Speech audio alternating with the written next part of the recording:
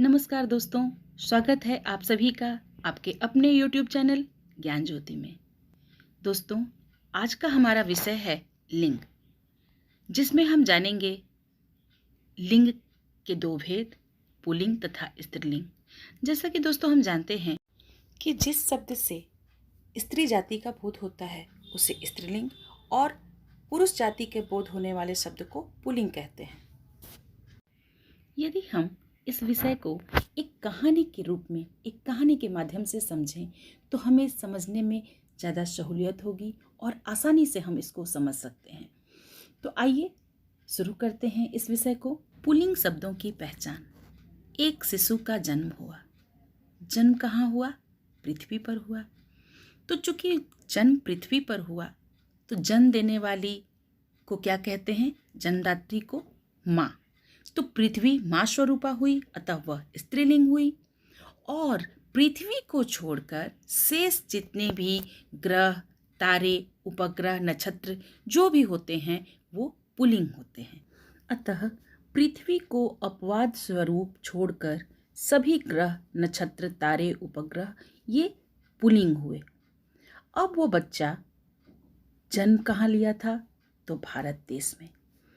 अतः उस जहाँ जहाँ वो जा रहा है, जहाँ जहाँ वो देख रहा है, वो सारी चीज़ों को पुल्लिंग कर दे रहा है।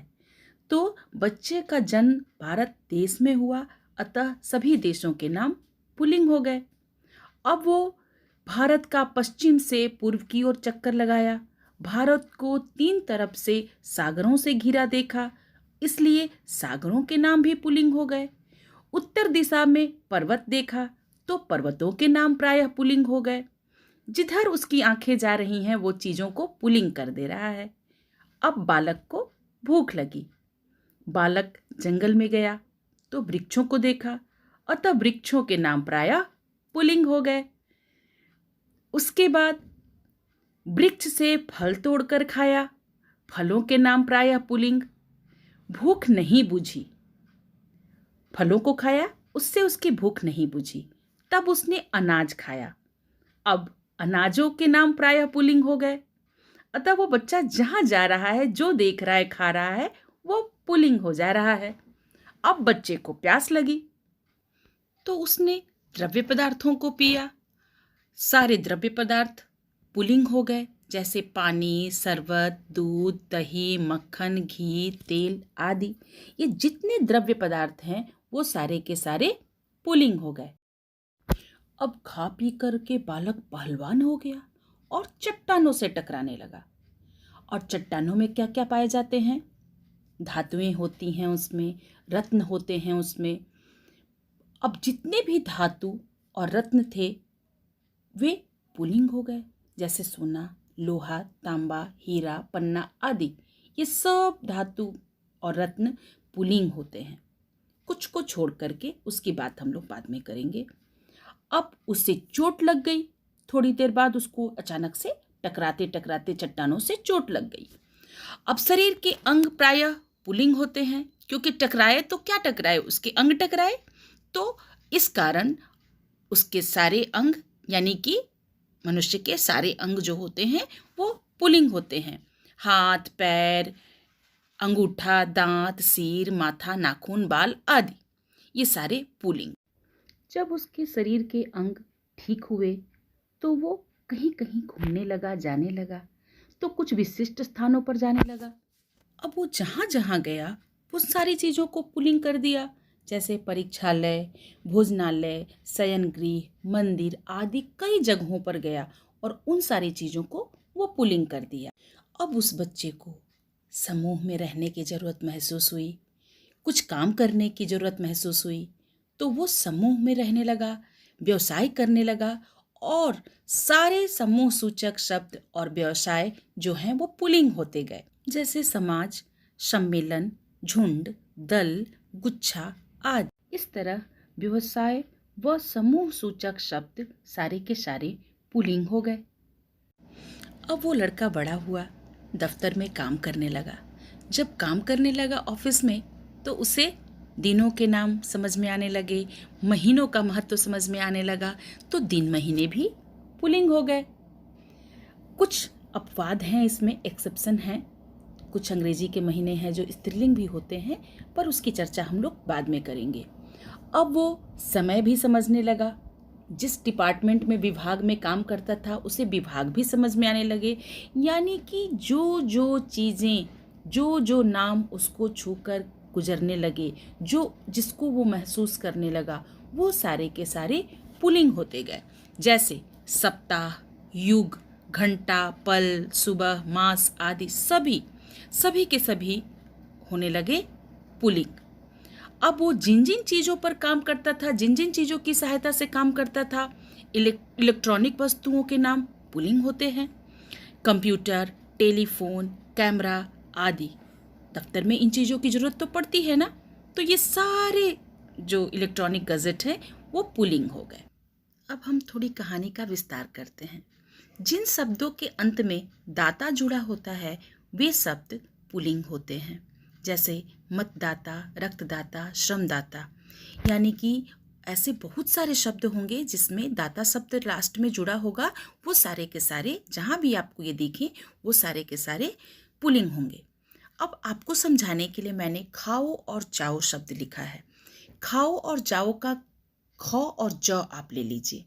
तो जहाँ भी जिस शब्द के अंत में ख और ज ये दिखे, उसको आप पुल्लिंग समझ सकते हैं।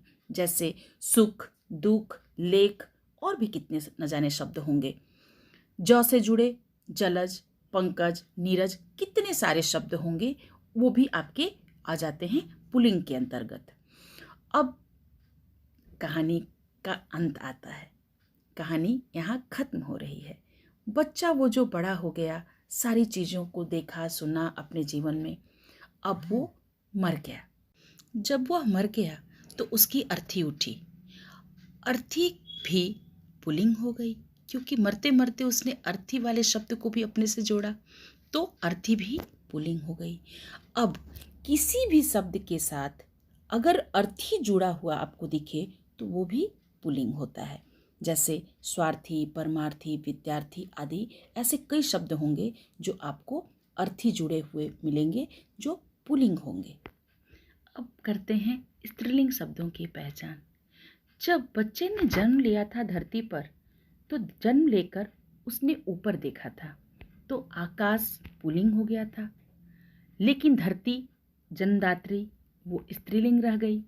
उसके बाद उससे कुछ नक्षत्र छूट गए थे, जो भरणी, रोहिणी, अश्विनी आदि कई नक्षत्र होते हैं, वे सारे के सारे स्त्रीलिंग हो गए। फिर उसको प्यास लगी। प्यास लगने पर उसने कुछ ही चीज़ों को पिया था, कुछ चीज़ें उससे छूट गई थी, तो वो सारी स्त्रीलिंग रह गई। जैसे उसने सागर को देखा था तो सागर पुल्लिंग हो गए थे, लेकिन नदियों के पास वो नहीं गया था तो वो नदियाँ स्त्रीलिंग रह गईं। तो कुछ नदियों के नाम, झीलों के नाम, कुछ पेय पदार्थों के नाम स्त्रीलिंग होते हैं। जैसे मलाई, छाछ, लस्सी, चाय, कॉफ़ी, शराब, स्याही आदि। ये सारे जो द्रव्य हैं ये स्त्रीलिंग रह गए। तो उसने जिन जिन चीज़ों को छोड़ा था वो स्त्रीलिंग रह गए थे। अब आइए कुछ जीव जंतुओं के नाम जो स्त्रीलिंग होते हैं, जिससे उसका कभी पाला नहीं पड़ा। जैसे तितली, कोयल, मैना, चील, मकड़ी, गिलहरी, छिपकली, दीमक, मछली आदि।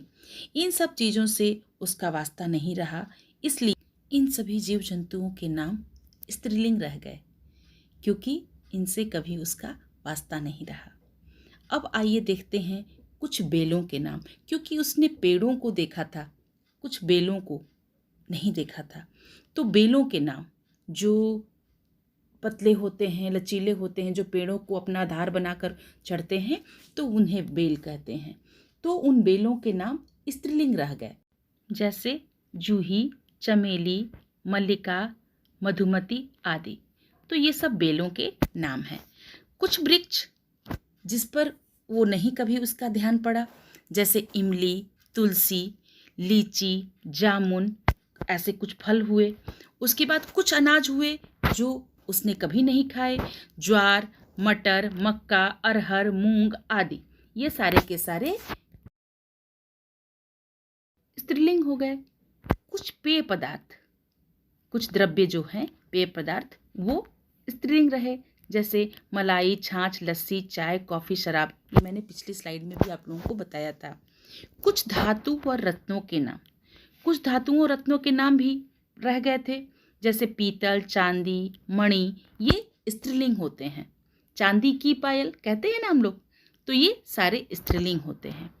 आइए, कुछ शरीर के अंग जो कि स्त्रीलिंग होते हैं क्योंकि उसने जिन चीज़ों को छुआ, उस बच्चे ने, शिशु ने, उसके अलावा भी कुछ अपवाद स्वरूप थे, कुछ स्त्रीलिंग में आते हैं।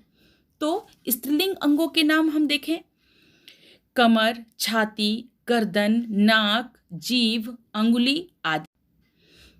जैसे हम यहाँ देख सकते हैं, जीभ चलने लगी, उंगली टूट गई आदि। ऐसे हम लोग कुछ शब्दों को, शरीर के अंगों को हम लोग स्त्रीलिंग के रूप में प्रयोग करते हैं। अब कुछ भाषाओं के नाम, कुछ क्या, विश्व में जितनी भाषाएं हैं उनको, भाषाओं को, बोलियों को हम स्त्रीलिंग ही कहते हैं, स्त्रीलिंग ही वो होती हैं। जैसे हिंदी, अंग्रेजी, उर्दू, जितनी भाषाएं हैं वो स्त्रीलिंग है। लिपियों के नाम, जैसे रोमन, अरबी, देवनागरी, ये सारी लिपियां हैं जिसमें हम किसी भी भाषा को लिखते हैं। जैसे हम हिंदी को देवनागरी लिपि में लिखते हैं, तो ये सारी लिपियां जो हैं वो भी स्त्रीलिंग होती हैं।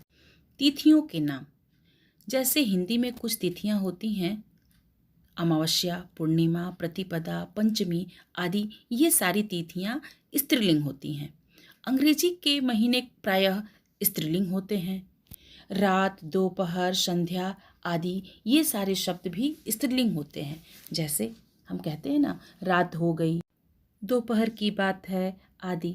ऐसे कई हम शब्दों को स्त्रीलिंग के रूप में प्रयोग करते हैं। अतः ये सारे अंग, भाषा, लिपि, तिथि, ये सब के सब स्त्रीलिंग में आते हैं, स्त्रीलिंग शब्दों में उच्चारित होते हैं। मुझे उम्मीद है दोस्तों, आप लोग इस कहानी के माध्यम से लिंग तथा उसके दोनों भेद, पुल्लिंग और स्त्रीलिंग को समझने में सक्षम हुए होंगे और ये आपको मदद करेगा समझने में। तो इस तरह से आप इसको ध्यान से देखें, इसका लाभ उठाएं और इस चैनल को सब्सक्राइब करें। धन्यवाद।